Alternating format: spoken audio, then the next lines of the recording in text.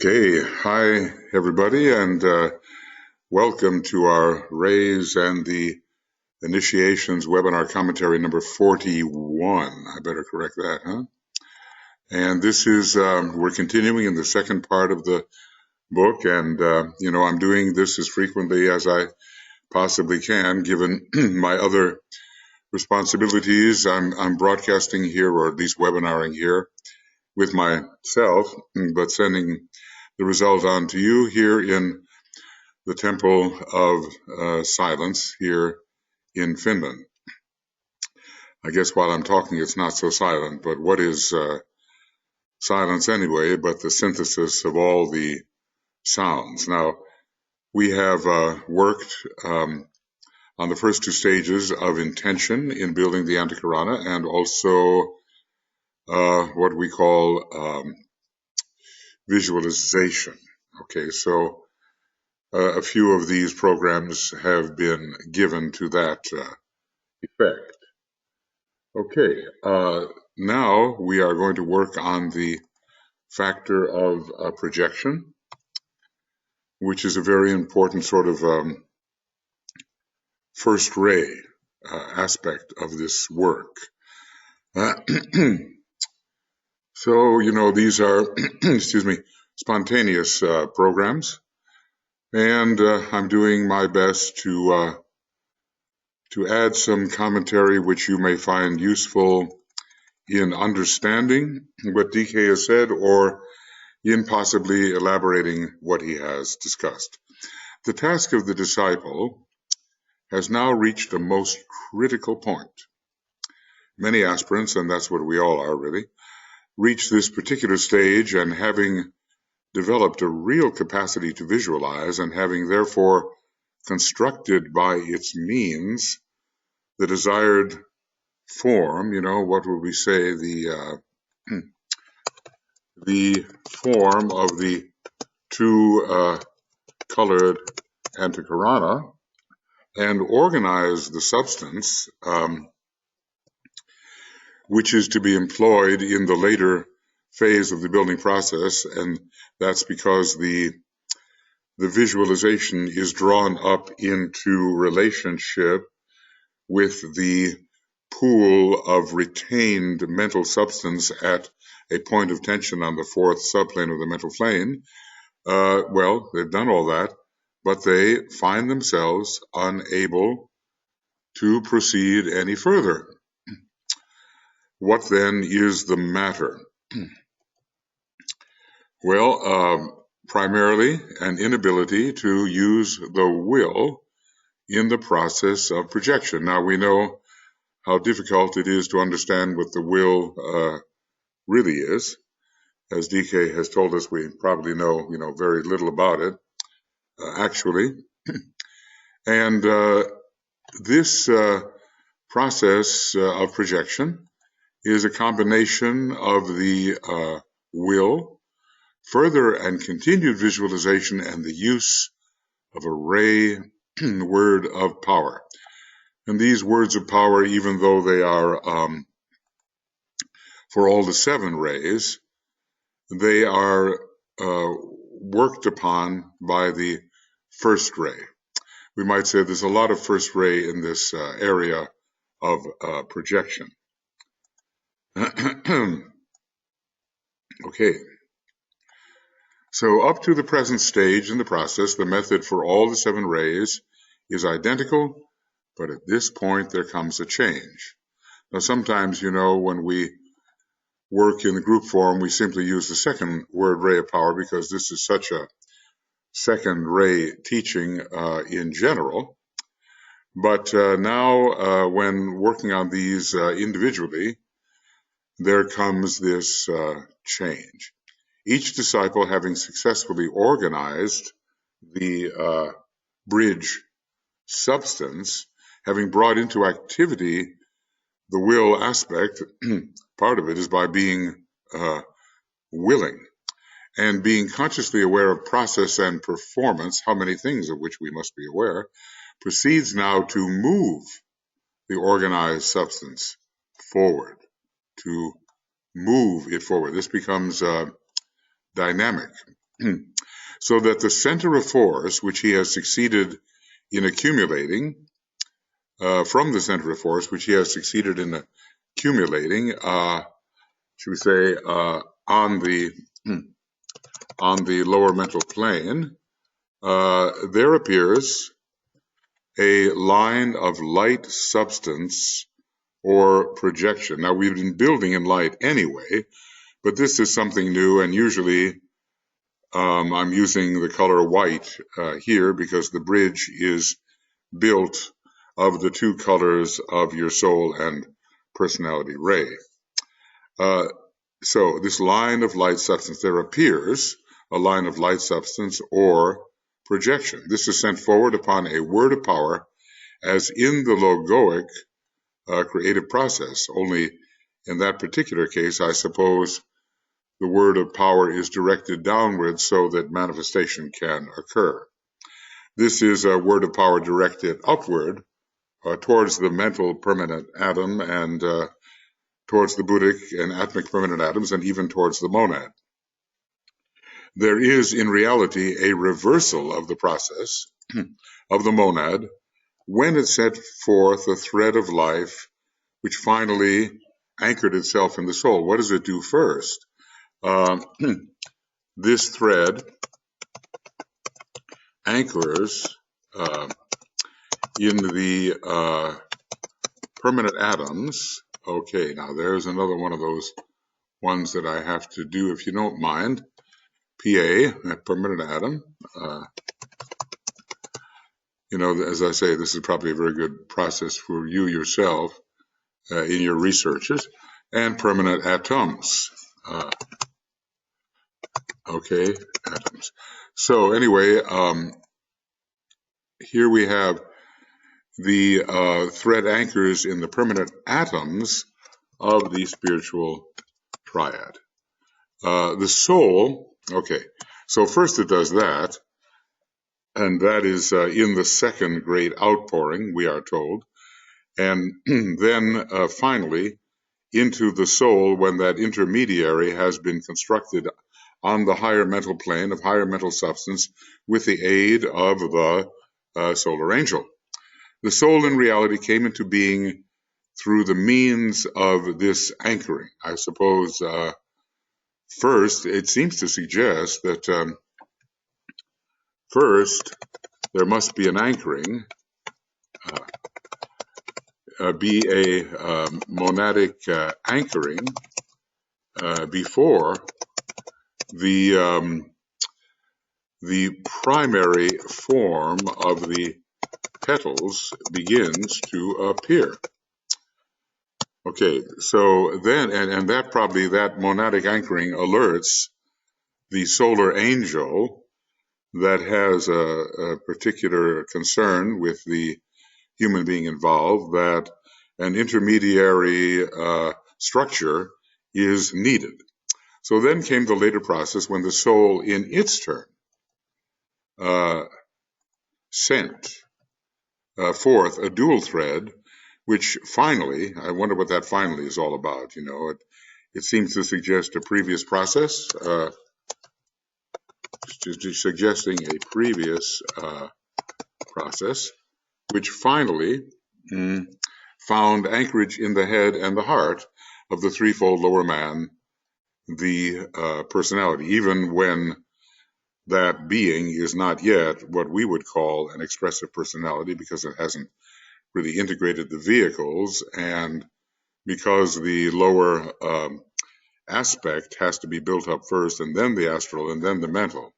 So it takes a long time before it's a real personality in the expressive sense. The disciple is focused in the center which he has constructed on the mental plane. That's that point of tension which has appeared on the fourth level of the mental plane, and is drawing all his resources. Those are the threefold personality and the soul combined into activity. And this is very important. When we do our preparation for the full moon meditations, we always draw down the will aspect of the egoic lotus, and we draw up the vitality of the etheric body, and we draw up the formative power of the creative imagination. So he now projects a line towards the monad. And of course, it has to, in a way, this projection has to pass through the permanent atoms of the spiritual triad on the way to the monad. So that can probably be visualized. Now, it may be when we are doing this at first, the buddhic vehicle and the atmic vehicle are not yet, is the word organized or coordinated? Okay, not yet. But they are on their way, and increasingly after the third degree, the buddhic vehicle will be coordinated, and then I suppose after the fourth degree, the atmic vehicle will be coordinated into its final form, so that later one can enter in full consciousness into that the monadic vehicle. Okay, so where are we here? So he now projects a line towards the monad. The monad has projected earlier toward the soul, has signaled the solar angels in a way that the soul body is to be created, and then the soul has projected a dual thread of heart and consciousness. The heart thread is the life thread, the sutratma, and the consciousness thread is anchored in the head. So those are two of the different threads which make personality activity possible. Okay, it is along this line that is projected towards the monad, right, that the force, that final withdrawal of the forces take place. So it is, in a way, a path of withdrawal and of, escape, as it is sometimes called, escape from the confines of the lower world. The forces which upon the downward way, upon the evolutionary path, focus themselves on the personality of the soul.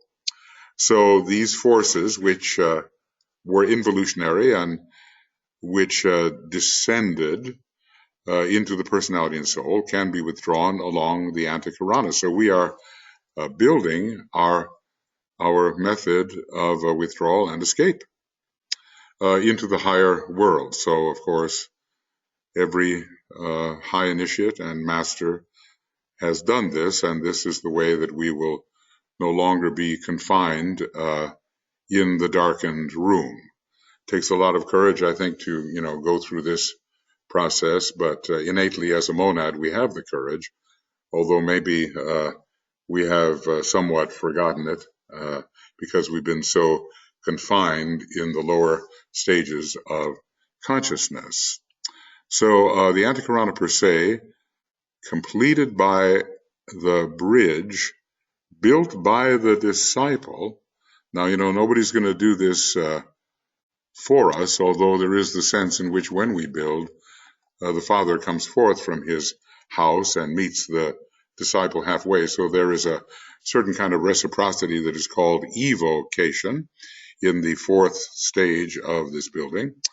But nevertheless, this is our responsibility. The antakarana per se, completed by the bridge built by the disciple, is the final medium of abstraction or of the great withdrawal. So again, don't you see that when he starts talking about abstraction, the first fourth initiation, first ray, well, let's see, how do we do that? FR, will that be France, or what would it be? So let's see if we can do this. FR, and we'll say first ray is implicated, because it is the great ray of abstraction. It is the antakarana that the initiate is concerned. It is with the antakarana that the initiate is concerned in the fourth initiation. It's an initiation where the fourth ray is very, very active, but so is the destroyer. The ray of the destroyer, although maybe more powerful at the fifth,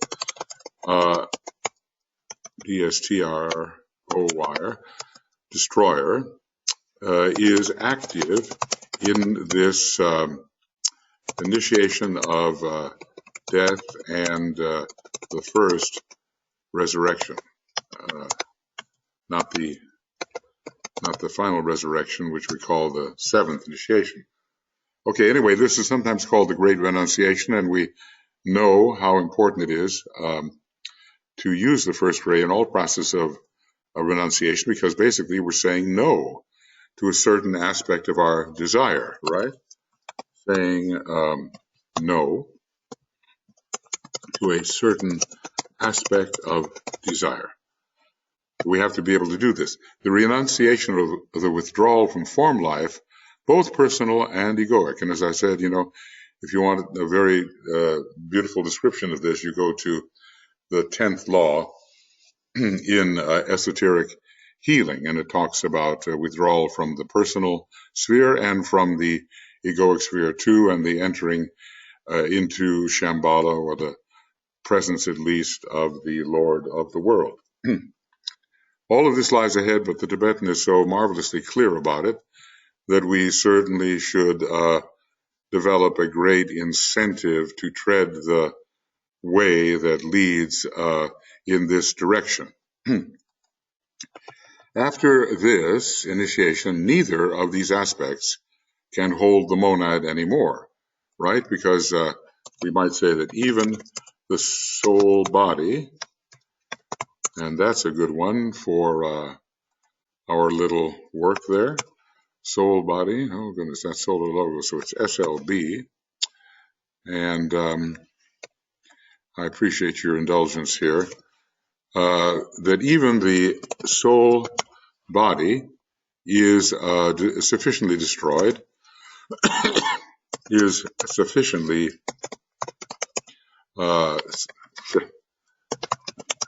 destroyed that the monad in extension can no longer be held by it. And we learn in, Rule 10, the veil of the temple is rent in twain. And this is what the Christ did. He made it possible for so many people, more people, to take the fourth initiation. And he, what did he rend? That which was stopping the will of God from entering more deeply into the consciousness of humanity.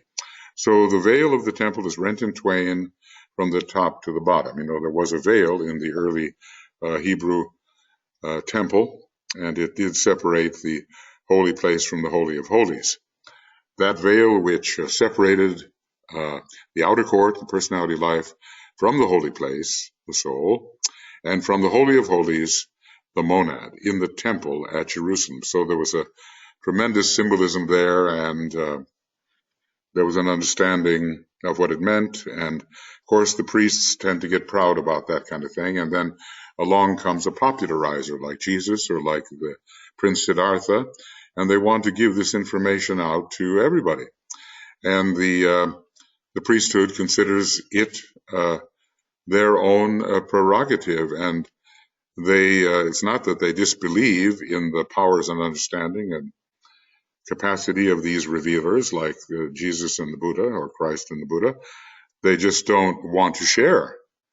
And I wonder if this was the case with the Tibetans in their monasteries before the Chinese came and basically forced a tremendous expulsion, which resulted in a world sharing. Sometimes the method of making sure that a sharing occurs is not the most pleasant. But anyway, this gives us a sense of how the temple was created, and also the symbolism that is involved here. The outer court, the tabernacle in the wilderness, the holy place, the temple of Solomon, and the Holy of Holies, the temple of Ezekiel, the vehicle of the monad.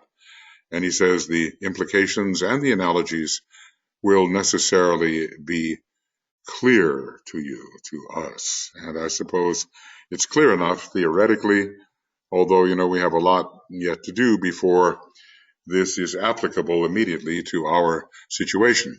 In order, therefore, to bring about the needed projection of the accumulated energies, both of the creative imagination and of that pool of mental energies retained at a point of tension, the accumulated energies organized by the creative imagination and brought to a point of excessive tension by the focusing of the mental impulse, an aspect of the will, the disciple then calls upon the resources of the soul, his soul, stored up in what is technically called the jewel in the lotus. Now that's very important. Sometimes I don't think I've paid enough attention to that particular sentence, but where are we going to get the power to make this projection successful? So we need, of course, the will of the soul, but we need also the power of the jewel in the lotus, which really pretty well permeates every aspect of the egoic lotus. So let's look at that again. In order to bring about the needed projection of the accumulated energies, organized by the creative imagination and, ultimately from the Buddhic plane. So okay, you know how it goes here. I've got to make sure that I've got the right color and so forth. Okay, so, okay, let's see what we got here. So the Buddhic, the Buddhic energies are great organizers. The Buddhic energies are great organizers. After all, a pure reason is the capacity of the Buddhic plane. So this is interesting, well, it's just the way the fourth ether, in a lower sense, is an organizer. So is the Buddhic plane. So anyway, it's organized by the creative imagination under the impress of the Buddhic plane and brought to a point of excessive tension. Excessive, it means probably as much attention as we can generate, really. As much tension as we can generate by the focusing of the mental impulse, an aspect of the will. The disciple then calls upon the resources of his soul stored up in what is technically called the jewel in the lotus. The relationship between mentality and will, both along the odd line 1, 3, 5, 7, is something we always have to keep in mind, that mentality carries the will. And, sometimes we say to people, well, you should mind me, means you should obey my will. So we see the way in which mentality is a means of expressing the will. This is the anchorage of the monad in the jewel in the lotus, a point which must not be forgotten. So let us not forget it. That is where now actually what I want to do is, show you again the picture here, which I have not, it'll take me a second to get it up, okay? So here we have the image which shows how from the will aspect of the monad, there is a direct descent to the very center of the causal body, or to that nucleus around which the causal body will be built. And you kind of wonder if it is to the second level of the higher mental plane that this descent occurs, because in a way the egoic lotus never moves any higher than the second sublevel of the mental plane, and it is destroyed there. So it doesn't really move on to the first sublevel as some people have theorized, but there are some obscure references which seem to suggest that the jewel in the lotus may sort of hover between the boundary of the higher mental plane and the Buddhic plane. We'll have to look that up and confirm. So in any case, this is the anchorage for the monad, the jewel in the lotus, the aspects of the soul which we call knowledge, love, and sacrifice, and which are expressions of the causal body, are only effects of this monadic radiation.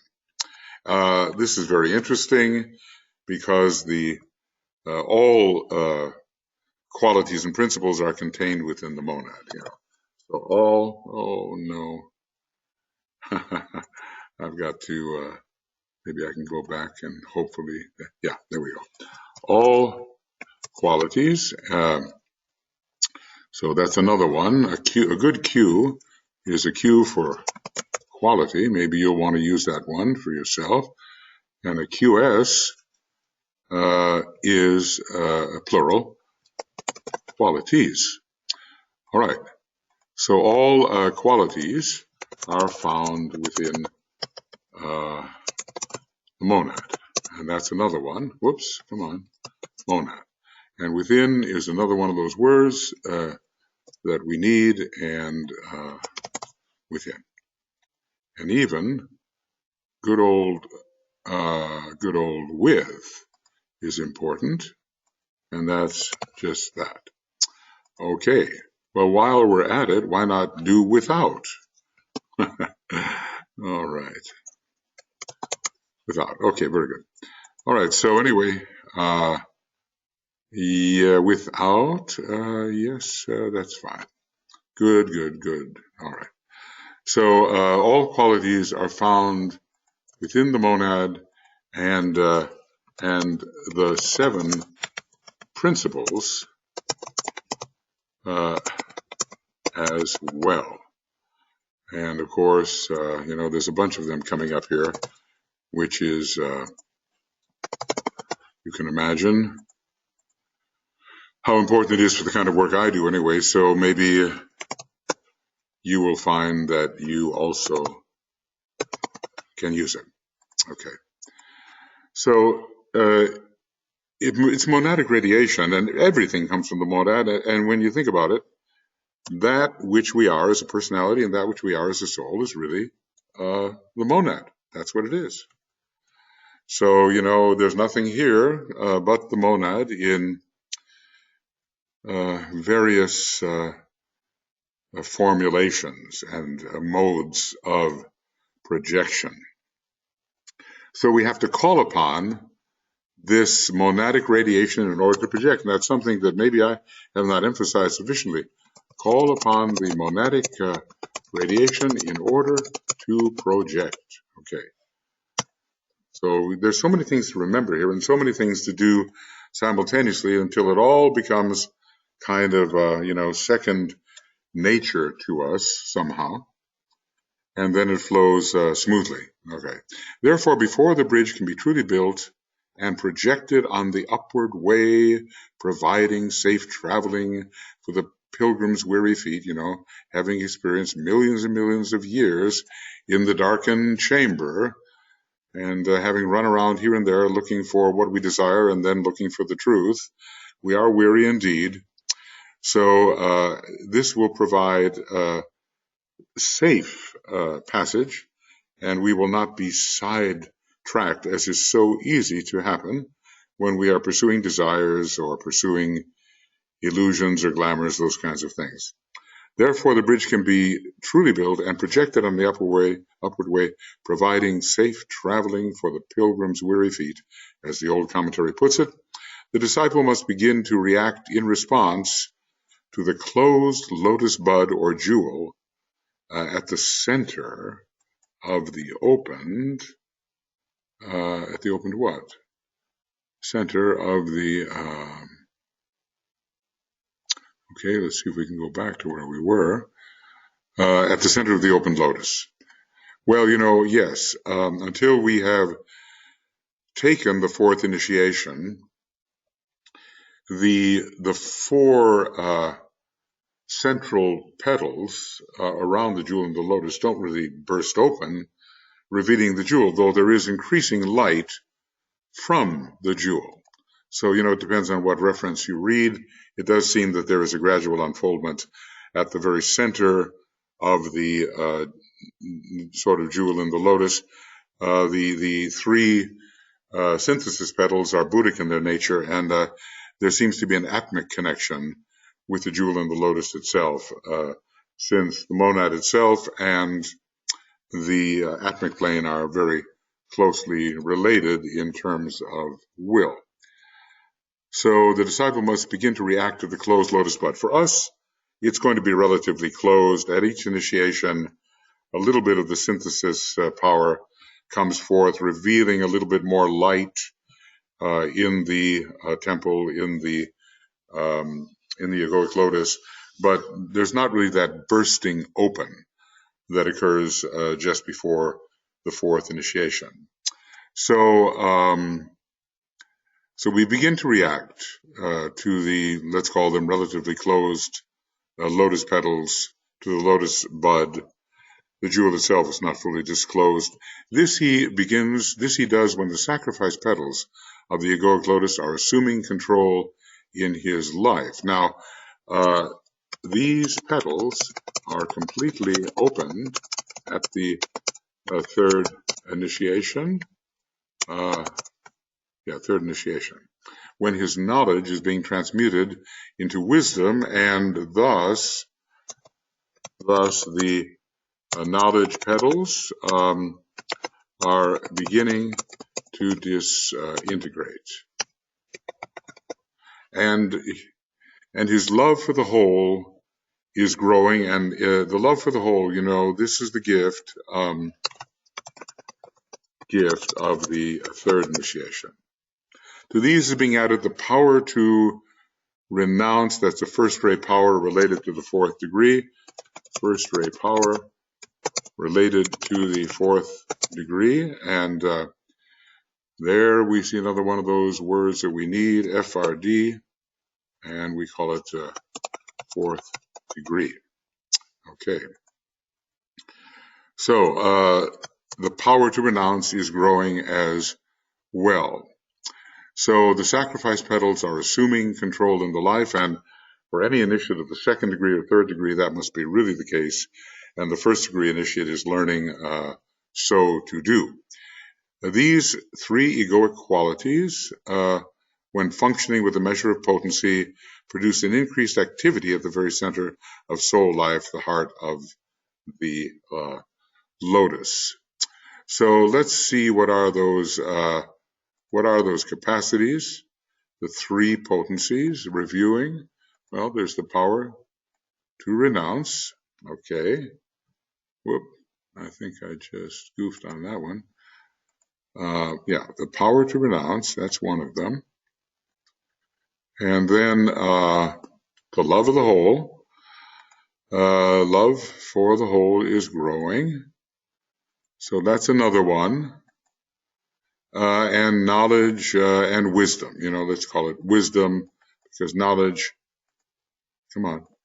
has been transmuted into wisdom. So wisdom, the love of the whole, and the power to renounce are all growing, and we can assume, that at the third degree they have assumed relative strength and importance.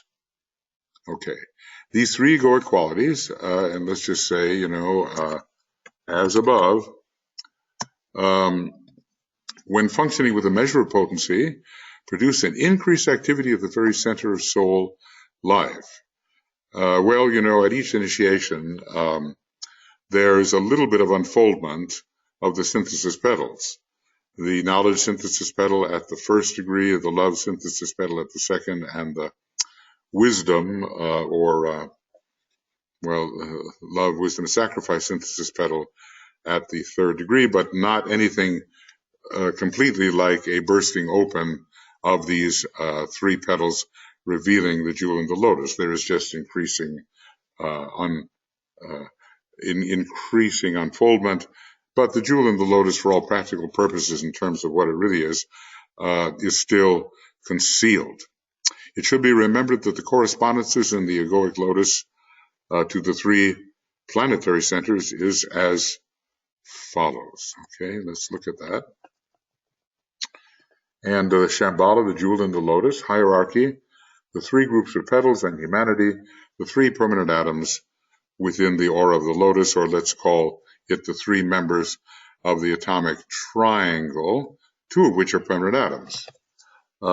Three members of the atomic triangle. And there's another one of those that we absolutely need, TRL, triangle. Okay. So all of the petals, I guess, relate to hierarchy, and I suppose it's the three synthesis petals that relate pretty much to whatever the correspondence in hierarchy is to the spiritual triad, and then Shambhala, the jewel in the lotus. So all of these connections are very important to retain in the consciousness. The analogies hold good and are illuminative. Three powers of the soul. Three egoic potencies: knowledge into wisdom, love for the whole, power to renounce. And they are related, respectively, to the three tiers of petals out of the 9, but not so much the synthesis petals. Maybe the synthesis petals somehow gather to them a greater wisdom, a greater love, and a greater power to renounce. But first, each tier of 3 out of the 9 petals, not the 12. So, when do the sacrifice petals really assume control in our life? Before we can project, we've got to be responding to the power of the jewel in the lotus, and these 3 egoic potencies have to begin growing. So when we try projection, to what degree do we have the wisdom? Is the love for the whole really growing? Is the power to renounce really there? Then we will be successful. Students should also bear in mind that they need to rid themselves of the usual idea of sacrifice as the process of giving up or renunciation of all that makes life worthwhile. And, that is a persistent misapprehension, and that is why when you say, well, you start to discuss sacrifice with people and they really have an aversion to it because they think of it in terms of loss rather than gain. But as I've often said, and as Master Moria has written, when have you ever become less through sacrifice? Sacrifice is, technically speaking, the achievement of a state of bliss and of ecstasy, because it is the realization of another divine aspect hidden hitherto by both the soul and personality. This is fantastic.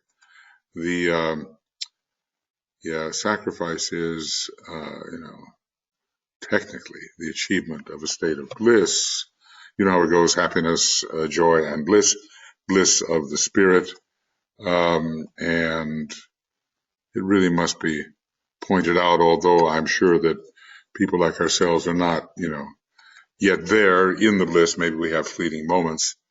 It is understanding and recognition of the will to good, which must be a great source of joy or bliss, which made creation possible and inevitable and was the true cause of manifestation. So somehow we enter into a realization, we enter into the realization of a great will to good of the, let's say, planetary logos. And when you look at a word like will to good, there's a lot of these will words that used to be in my abbreviations before disaster struck. Will to good. If we could only understand that, and somehow we begin to understand that, we enter into sacrifice and we understand something of the great will to good and how our own sacrifices will promote the expression of that will to good of the planetary logos. Ponder on this, for it is very different in its significance to the usual significance in that sacrifice. It's hard to get rid of the old sense of grief and despair and loss and diminishment and all that kind of thing. It's so ingrained, and a certain interpretation of Christianity has given us this ingraining of the false understanding of sacrifice. But if we ponder it, he says lives change because of the pondering. When you deeply contemplate certain things like love, we learn how to love. So deep contemplation on certain qualities actually brings them into expression as a faculty for the human being who is thus contemplating. I just feel obliged to just look at this and just ponder it. Sacrifice is, technically speaking, the achievement of a state of bliss and of ecstasy. Just imagine realizing the will to good of the great planetary logos or beyond, and then going into a state of ecstasy, standing by, apart from your usual limitations of self, because it is the realization of what yet another divine aspect, hitherto hidden by both the soul and the personality. So even though the sacrifice petals are of the soul, when sacrifice becomes increasingly an aspect of our life, we realize that the soul has been hiding the full measure of sacrifice, which has been delivered or expressed by the planetary logos. And of course, just think of the solar logoic sacrifice and all the way on. Cosmic logoi and greater logoi all have deeper and deeper modes of sacrifice. So without sacrifice, without this will to good, there is no creation possible. But when the will to good is streaming forth, creation is not only possible but inevitable. And the will to good made possible is really the true cause of manifestation. Well, we have so much yet to understand. When the disciple has gained the fruit of experience, which is knowledge, and is learning to transmute it into wisdom, we might say, how can we describe wisdom in many ways, but knowledge which is always so, and has deep, and I'm going to use this word, significance. I'm using that in the occult sense, because the world of significance is entered in the triad, when his objective is to live truly, in the divine mind and in reality. This is realization upon the atmic plane. And when the will to good is the crowning goal of his daily life, then he can begin to evoke the will. This is, what can we say here? Such requirements.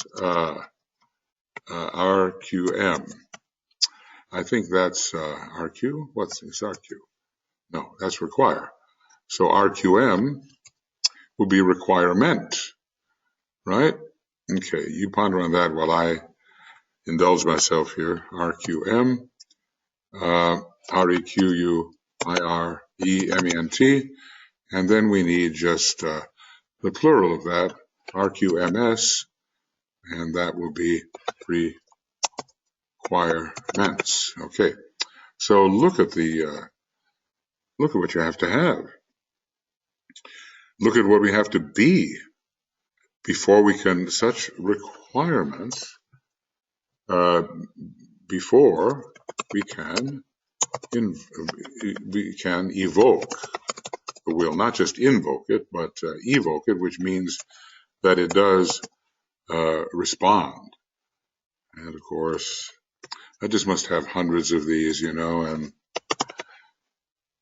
the thought of how to restore them is daunting. Anyway, so what are the requirements before we can evoke the will?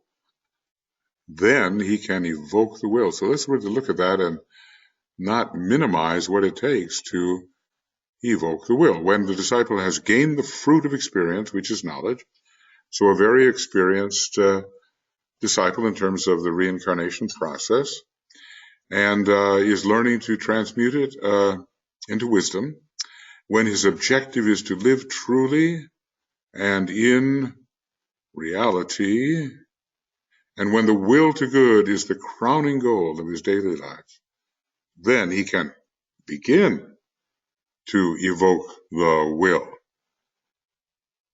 That gives me pause, So I ask myself, am I transmuting knowledge into wisdom?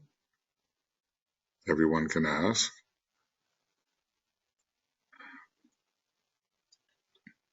See, knowledge is so specific to certain circumstances, but wisdom is generalized and always so in all circumstances. And when the will to good, when his objective is to live truly and in reality, really within the spiritual triad, just the way the members of the hierarchy do, and when the will to good is the crowning, that tells us something about mastership, the crowning goal of his daily life, then he can begin to evoke the will. So I'm going to say in relation to crowning means mastership. This will make the link between the lower and the higher minds, between spirit and matter, and between monad and personality, a definite and existent fact. But let us not imagine that creating the antakarana is somehow a mechanical or simply pedestrian activity. It really has these foundational requirements of a very impressive nature.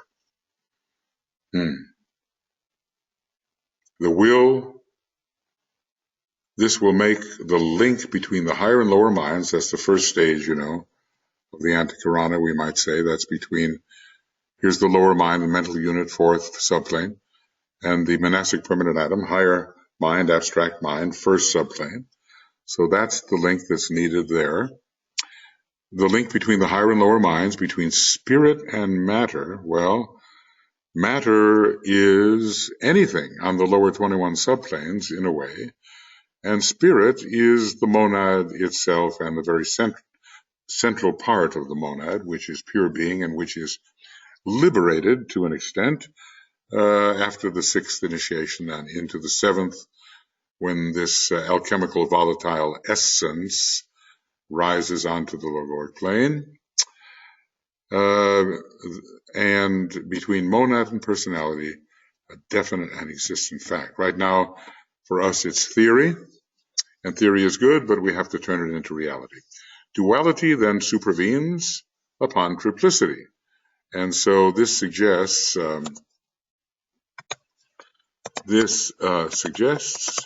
the technique of duality,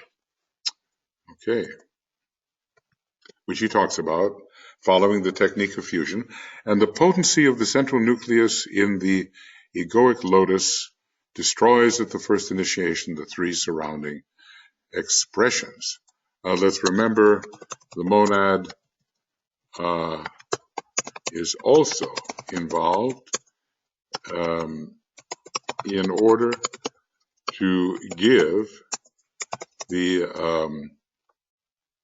central nucleus the power it needs to destroy the surrounding expressions. All right. So, involved, They disappear, the surrounding expressions, not the monadic vehicle yet, but the causal body does. The petals do. The permanent, the members of the atomic triangle do. They disappear, and then the so-called destruction of the causal body has taken place. So-called, DK hints at something else, because in a way the entirety of the causal body may be disintegrated, but it's not yet dissipated, and still between the fourth and fifth degree, the debris of that kind of individual supernova has to be cleared so we have the complete radiance of the revelation of a higher life. I think as long as the remnants of the causal body are hanging within the field of consciousness, we do not have the vision of the way that lies ahead. So this word so-called is important because there's still debris of the previous constituents of the causal body. This is the true second death, death to form altogether, the true second death. So what he's telling us here is we have to wait until the fourth initiation for the second death to occur. Each initiation is a little death, obviously, but here we are being liberated together from the confines of even the regenerated personality, which has become the dweller on the threshold in a high form, and the sheath of the spiritual triad, the sheath of the soul. Beautiful temple of Solomon, but needing destruction in order to pave the way for our entry to the temple of Ezekiel, which is the monad at the sixth initiation. This is practically all I can tell you anent the process of projection. Well, we're going to have to think deeply. We are having to think deeply if we want to go further. It is a living process growing out of the conscious daily experience and dependent upon the expression of the divine aspects in the life upon the physical plane as far as is possible. Because, not only are we drawing on energies from below,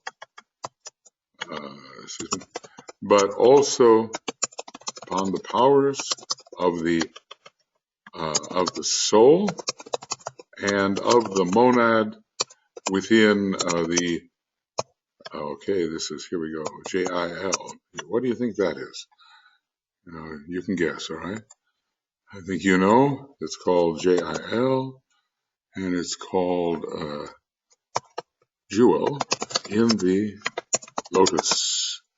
And maybe it would be good to have quotations around it. JIL, jewel in the lotus. Okay. So, a living process, not just a mechanical process. And it's becoming more organic and more spontaneous all the time because of our conscious daily experience with higher aspects of divinity. And with receiving, through evocation, the influences of those higher aspects of divinity, where there is an attempt to approximate the personal life to the demands of the soul and to use the intellect on behalf of humanity. Love is beginning to control.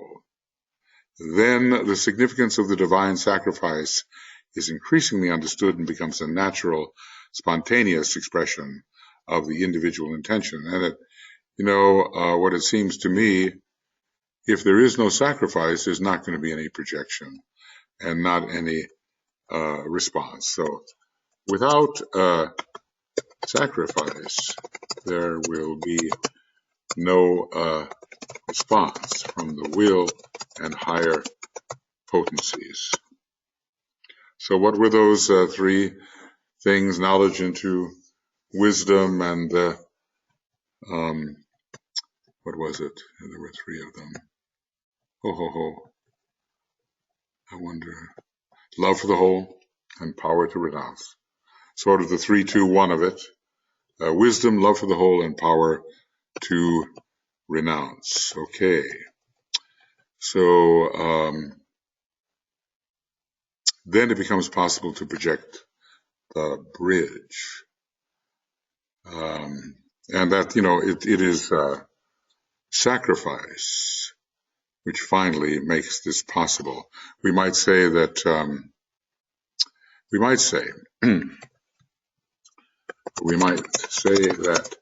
sacrifice makes possible evocation of the higher potencies. And sacrifice is that awareness of the will to good. So, beyond our own personal will, there is something which is amazingly potent and which we have to call upon. It's the great will of our planetary logos. That ought to be enough. Even, the will of the Christ in the hierarchy, the will of Shambhala, that ought to be enough. But finally, it is the will of the planetary logos, this great will to good, an aspect of the will to good of the solar logos, and on, which we have to become aware of as it sweeps the higher energies into expression so that the divine plan representing the divine purpose can be manifested. So the vibration then is then set up on the lower levels of divine manifestation and becomes strong enough to produce response from the higher. So we must be working at a very high point of tension to really evoke response from the higher energies. Then when the word of power is known and rightly used, the bridge is rapidly built, and we escape from the confines of the so-called darkened chamber. And, that's usually the personality. But from one perspective, and that's another one of those ones that I always use, from one perspective,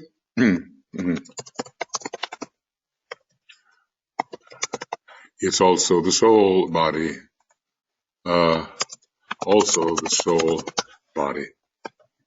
Students need feel in no way discouraged by this picture. Maybe he anticipates how daunting it really looks. Much can happen on the inner planes where there is right intention, as well as occult intention, purpose and tension combined. So this is the loving intention, right intention. And then a sense of purpose and accumulation of energy, occult intention.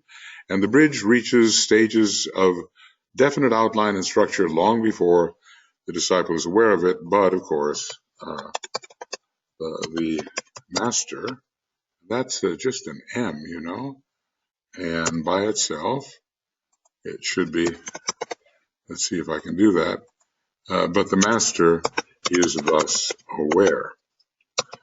So it takes faith to build something you do not see, but perhaps begin to feel.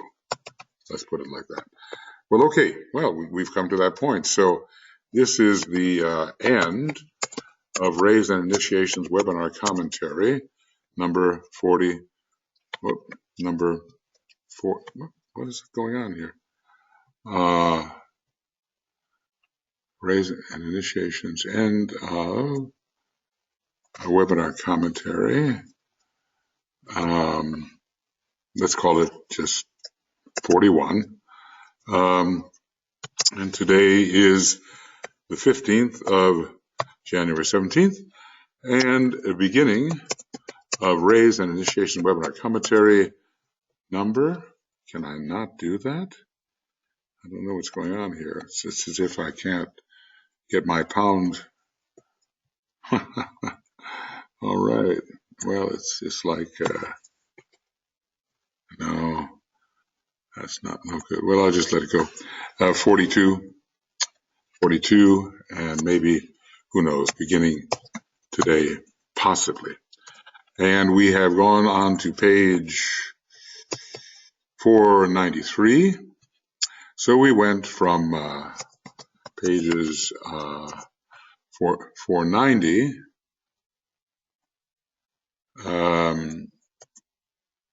okay, pages 490 to 493. And all right, I think that's just about an hour. And it's such a deep book. We will do everything we can to assimilate and to practice and to somehow enter these worlds in a real way, filled with a realization and a practical kind of inner experience, which is difficult to describe. So, and we will, I see what the problem is here. And we will begin at page 493 when we take this up again. Okay. So meanwhile, thank you for attending, thinking about these things, and let us work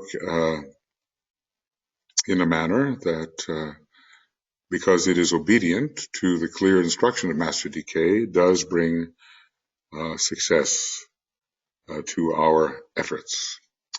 Okay, we'll see you then, and thank you. Bye-bye.